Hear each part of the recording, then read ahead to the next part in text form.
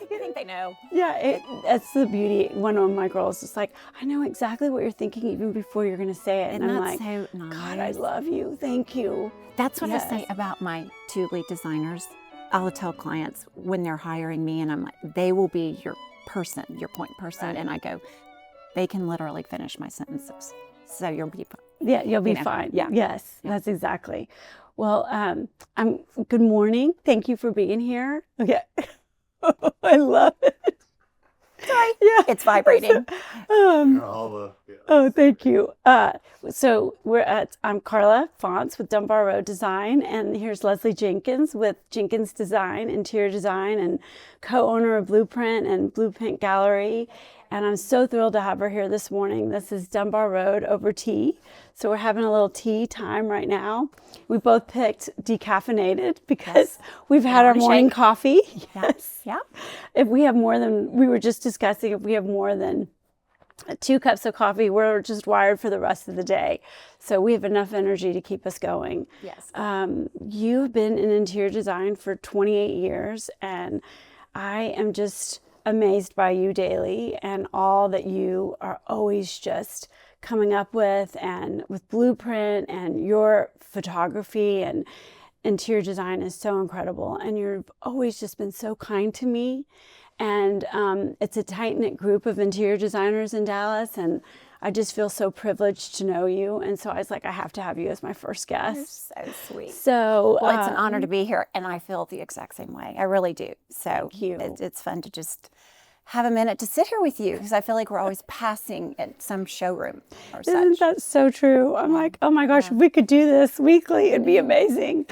But, so I'll just dive right into some of the questions and ask you, because we deal with so many of the same similar good things and bad things, and just, challenges. And I just thought that's why I wanted to start this, my daughter and I, and she's in London, and she'll be doing incredible podcast of that. That was just a blessing. I know that I get to work with It's amazing. I haven't had a chance to talk to you about that, but I would love to. It's really fun. But she's going to talk about the issues that she deals with internationally, and for us in the United States. And so I say issues, but it's just more like, what's our daily life like? I don't think a lot of people realize what we handle. And so I was going to ask you, what first drew you to interior design, and how's your perspective changed over time? Yeah. Well, I actually always wanted to do it from the time I was a child. So we won't go back that far. Oh, that's great. But I did go to design school for interior design. And I think back when, it was in the olden days, a long, long time ago.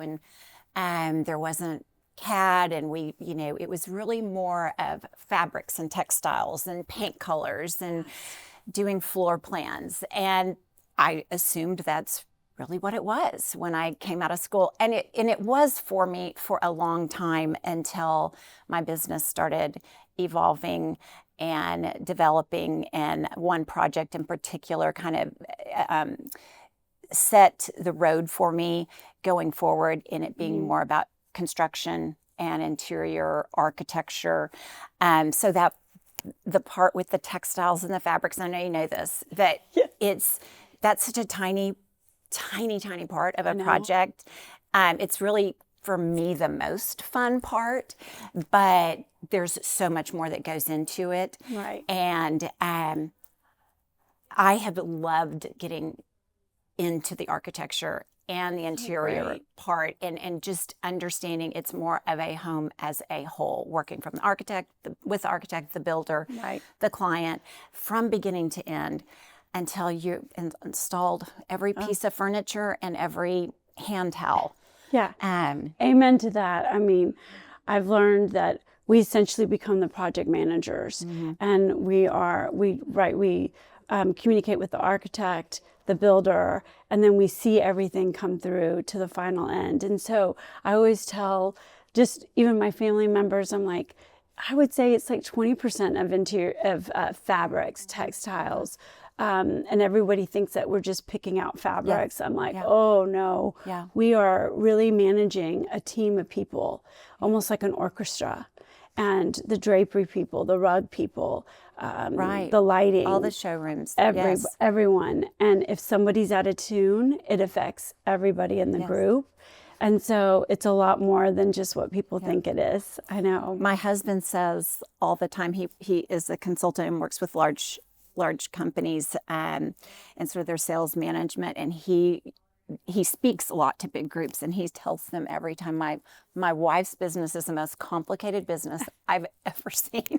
God, I love him. And I don't think I'm talking about it all the time, but he just sees all of the different things that we're managing and how it's such a domino effect. Right. If the wallpaper doesn't go in when it's supposed to, then the window treatments can't go in, then all the rugs can't go in. So, it's just, and there's just things that happen that we can't prevent. Somebody gets ill or, absolutely. And then you just try to explain that to the client or the builder, or it happens the reverse as well. Like the builder's running late.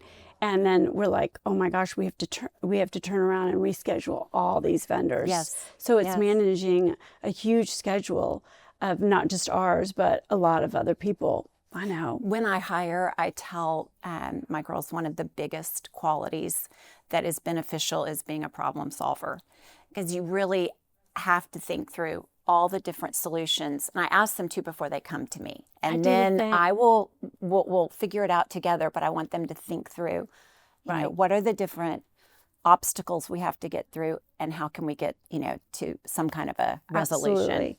And that's so funny you say that, because I tell my girls that too. I said, show me 3 options or come to me with some solution. Don't just tell me the problem. Right. Because I want you to think for yourself. And also I tell them, after this job, you can do anything. I mean, you could plan a wedding, you could plan a huge party. It would be easy peasy compared to your friends, because what we manage is so much and so many personalities. And so I'm like, whether you do this for the rest of your life or decide to, take a break from it, you'll be able to manage carpool, be the president of PTA. And it's so true. It's so true. I know. So, okay, can you describe the moment or the project that made you feel like you found your voice? Yeah. I thought about this a lot. And now we work so much as a team, since I have a number of designers that work for me. So I was really trying to think of what project was, something that really more a reflection of just me and where I started, and really where I felt like some doors were going to open. And it was a long time ago.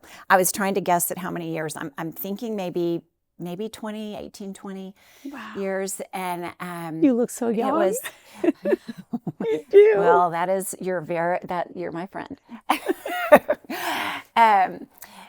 So it was a project with a somewhat prominent architect. I mean, he is a prominent architect, and his projects are extremely complicated. Mm-hmm. And it was a big challenge, because I also was on my own, and it was really the first true new construction that I had done that was extremely custom. And I was definitely out of my wheelhouse. And the project lasted for about 7 years. And of course, I learned a lot through that time. I learned relying on the architect and the builder for information that I did not, I had not been exposed to. Yeah, but those are the best, because it's my favorite to work with a good architect and a good builder. Thank God. You develop those relationships, and I still call certain ones with questions on other projects. And I love having that friendship too, because we have to collaborate in this industry. Mm-hmm. But the project itself turned out amazing. It was beautiful. And I honestly don't know if I had the confidence in myself until we finished. I was developing it, obviously, as it went, but it just turned out really wonderful. The clients were very patient and very kind, which did not hurt. But I've gone on to do a couple more homes for them. And so bravo. I guess they trusted me, but they still trust me anyway. I mean, and it is such a trust relationship. Yeah. I mean, your clients have to trust you, because we do require most of the time 100% up front because we have to pay our vendors to get in that line of getting the product done. And then we also have to buy all the product. And so I tell them, a lot of my clients, I tell them, this is such a trust relationship. It really is. It really is. I know. And I mean, I'm like, I wouldn't be in business if you couldn't. And it's so funny that when we finish the project, that they're like, oh, wow, I love it. And I'm always like, it's the best. It's the best part of the whole project, isn't it? Is seeing their face. Yeah.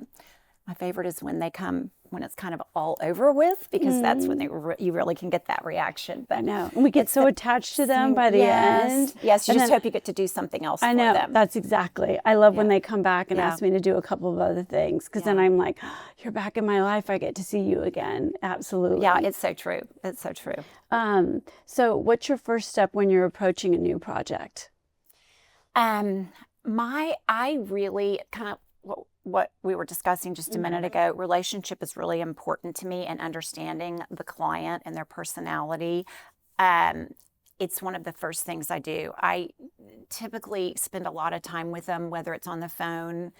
It's more over the phone now. It used to be I would meet in person at first, but trying to get to know more about their family, how they want to live, what their expectations are for the space, if they have a specific aesthetic, which some do and some really don't know what they want, but getting as much from them as I can, because I want every project to be a reflection of the client and their expectations, not just my taste. Right. So, and I love that part of it too. I think it's one of the things, besides the passion for creativity, I really enjoy the relationships that we have. Oh, that's so well said.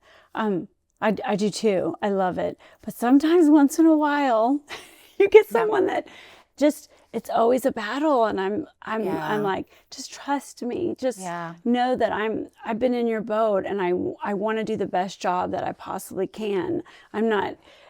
So that's sometimes a little bit of a struggle, which I'm sure you deal with as well. But when you get a client and a great builder and a great architect, it's just there's so much life into the project. Because I really like, I think about it in my sleep. I think about it daily. I know. And isn't that great though? I love that part. I do too. That it's just such a joy and so much fun to think about all the time. And it's so much fun seeing it all come together. It's also nice sometimes to shut it down. But I know. Which brings me to, how do you ever shut it down? Like, how do you find yourself to relax?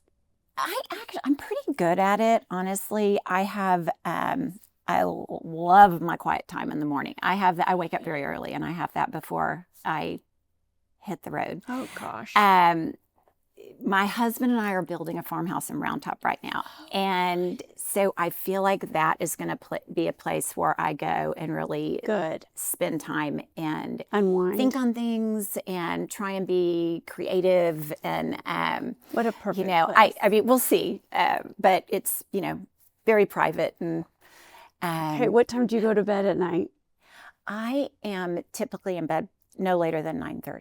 Oh, good for you. And you go to sleep at 9:30? I read and go to sleep about 30 minutes later. Okay. See, I'm bad. I go to bed at like 11, so I need to get up early. I've just always been wired that way. Oh, okay. I like to go to bed early, and I like to get up early. Okay. Good for you. I need to be better. I'm becoming a night owl, which is really bad. But I would wake up early anyway. That's why I can't do the night owl thing. Okay. So yeah, but you so good. You just probably have more energy than me. So. No. Okay, so what does a typical day look like for you, if there is such a thing?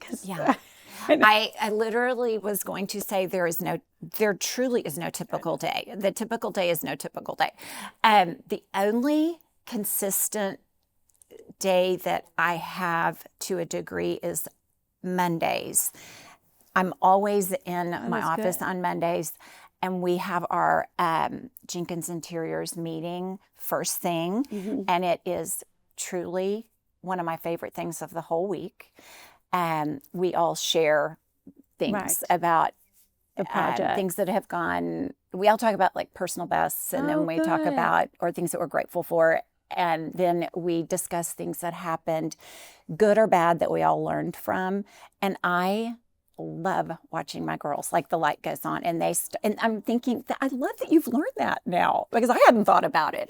So that is our Monday morning, and then we all hit the ground running.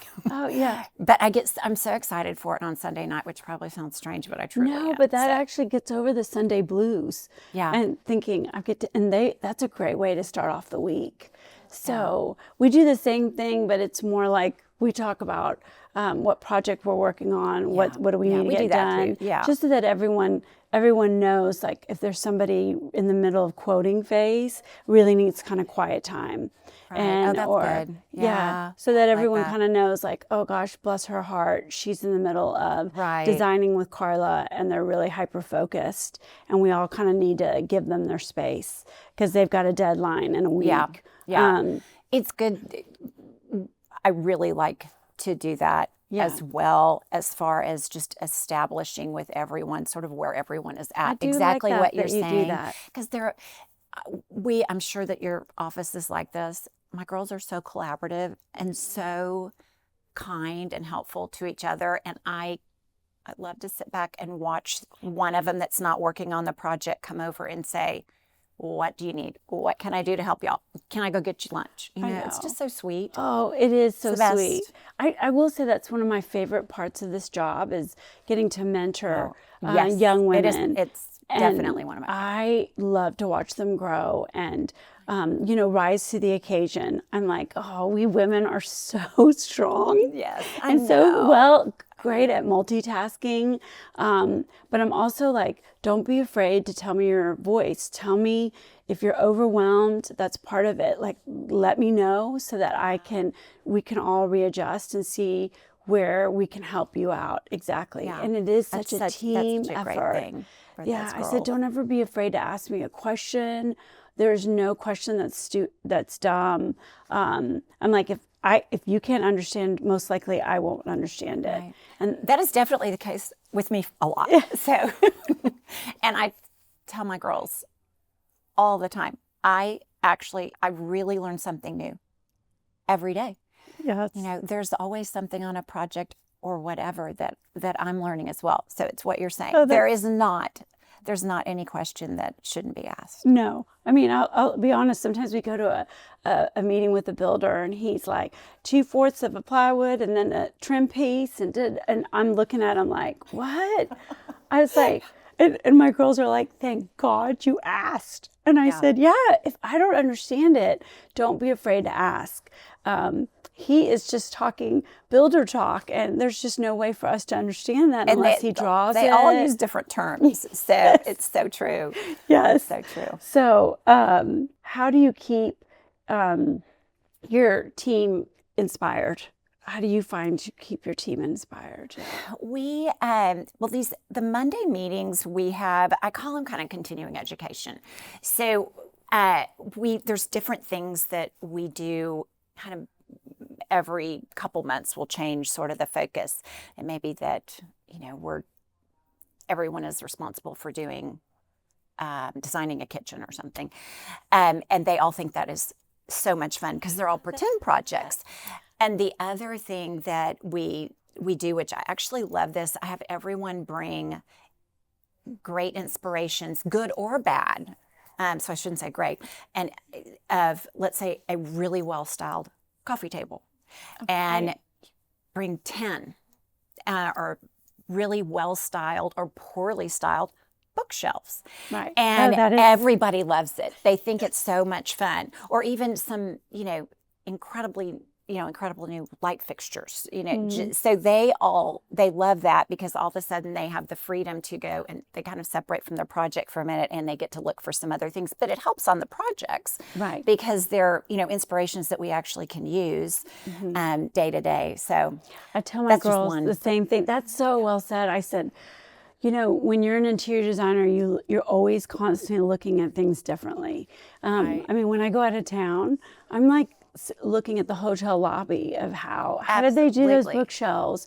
I'm always just, if I go to someone's home and I walk in and I love Blueprint right now. I'm looking at everything of how it's It's easy to get styled. overwhelmed or to become very distracted. No, I'm in love with every single thing in here. I'm trying to stay focused and not shop. It's going to be hard. I'm going to walk out with a couple of things. We appreciate that. Thanks. So, but yeah, I think we're just constantly looking at creativity all the time. Yeah. Whether the way flowers are set up, linens, table settings. I mean, it all overlaps into what we do. Even when I walk it, because I was thinking about like the different ways that I find creativity. Of course, travel, I think that's just kind of the common one. It really is where I get the most inspiration is through travel. But, coffee table books, whatever, but, or museums. But even walking, I love to walk. Oh, that's so good. And I like to walk through a neighborhood because I like to look at everything in the neighborhood. And I can go back through my neighborhood 10 times and I see something new. And it's a takeaway. Oh, Leslie, you're so good. I know that. It's just fun. Yeah, you know, it's fun. So, I look at front doors. I look at hardware. If there's a corbel, and I'm like, oh my gosh! And then I have to figure out what street I saw it on. That's the hardest part. I know. To tell the architect Yeah. where it is again. And I'm like, I know it's in these 3 streets. Yes. And then I look for it. I know. Okay. When managing a client's budget, how do you decide to splurge and where do you decide to save? And it kind of depends on the client, but I really try and educate them in what things are more important. If it's a woman, I will compare it to an outfit. And I'll say, you can get the Zara here, but then you might want to put a little bit more into your shoes. Right. So in a home, it's the same way. And it kind of depends on the stage of life that they're at. Right. I feel like antiques, timeless pieces and art are always areas that I like to talk to them about, especially if it's a younger client that is just starting to collect art. That's so well and said. Pieces that they're going to want to hang on to, or really feel like it can transition from one home to another, because more than likely they will move at some point. Clients that are closer to my age, it may be really thinking about art. And if they already have an incredible collection, then it may be just some of the sculptures and pieces that can really add a lot to a room that they may not be thinking about. Right. So there's not really any one specific thing, but I definitely try and guide them as far as where they shouldn't put as much if their focus is really on a certain area at the home. Right. Oh, you're getting a lot of guests in here today. Little chatting going on in the background. I know, but that's really good. A lot of people are coming in. What's a one business lesson that you've learned early in your career? Or that you wish you had learned? I wish I would have learned. That's a really good one. I think having a really good team. Yeah. I say this all the time, and I mean it from the bottom of my heart. I could not do it without my team. And I was, and years ago, I was afraid a little bit to just start hiring people. Thought, what happens if I don't have a project, or I don't have enough for them to do. And the minute I started hiring was when I realized, okay, this is the way to grow the business. And one of the most important things in that hiring is hiring within our culture. I want my girls to really enjoy each other and to love to come to work every day, because they spend more time there than they really do at home. So, to a degree. So I want them to enjoy each other. And if they're not, then I'm doing something wrong. Right. So. Oh no, that's so well said. Because it is so hard. It's a lot of work. It's not interior design is not for the ill-fated. Right. And so I'm always just like, girls, I love like taking a break and all of us going to lunch together and just getting to enjoy each other and unwind.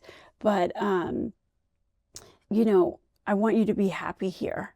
Right. And so if you're not happy, it'll reflect on the rest of the team, and it's a little contagious. And so it is. It really, I know. That's a great thing to bring And up. so I'm always like, I mean, everybody goes through some life changes, but really coming to work with a positive attitude is just really half of it. Yeah. And being happy and wanting to be there and get the job done. And knowing that what I do affects you guys and what you do affects the business. And finding key people like that really respect it and love it. I'm always like, oh, this is a keeper. What do I have to do to keep you? Yeah. Yes. That's right. There's maybe some talents that they're missing, but when they check those other boxes, you can figure it out. Yes. Yes.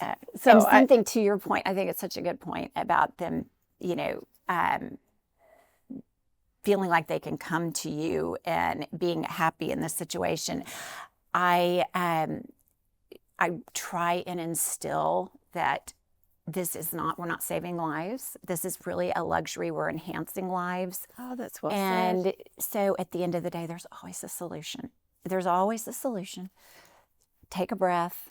We'll figure it out together. And I don't ever want anyone to feel like they're on an island or they're having to figure it out themselves. So, the team is just so important. And I know that's the way you run your business. And it's hopefully Yeah, I know. It's a great thing for everyone. I mean, there's been a couple of times where, of course, we can order 10 things and 2 things go wrong. And they're just, in the past, I've had a couple girls that are just too scared to tell me and I'm like, don't be, I'm going to find out about it and we can fix it. I'm like, it's not like, spilled milk and your mom's going to get angry. We don't do that. You're okay. Yeah. It's a human business. I know. And there are so many obstacles that we go through just to make one sofa. There's a chance there's going to be some mistakes. Right. It just happens. Right. So, and we really learn so much more when we make a mistake than when everything goes well. That is so true. So. Gosh, that's so well said. How do you approach educating your clients about the quality and the longevity and the craftsmanship about things? I go through this too. I love to hear your answer. Absolutely. And, I will, when we have a client that is really budget minded, whether it's, because they are limited budget or just because they don't know that they want to invest in, they think more of investing on the architecture versus the interiors. We walk through it. I mean, I talk them through where they could end up when they have a custom sofa made where it's really well made. And, if they decide they want to buy something, I'm using this as an example just because it can come up, a restoration hardware sofa. So we talk about that, and there's a place for everything. And I mainly want them to understand going into it what I recommend if it was my home. And, at the end of the day, we feel better about recommending a product that is of high quality, but there's ways to value engineer that. Right. And there's places that we can, maybe we get a much less expensive fabric on a sofa, but have the quality of the foundation. So well said. I mean, that is just, very specific. I struggle with that too, especially with young clients that have never really bought furniture and they've just bought a house and they're spending a lot of money to redo it, building wires or the bathrooms, and the husbands just look at us with a blank stare. And I'm just like, you don't really want to buy things and then have to keep redoing this.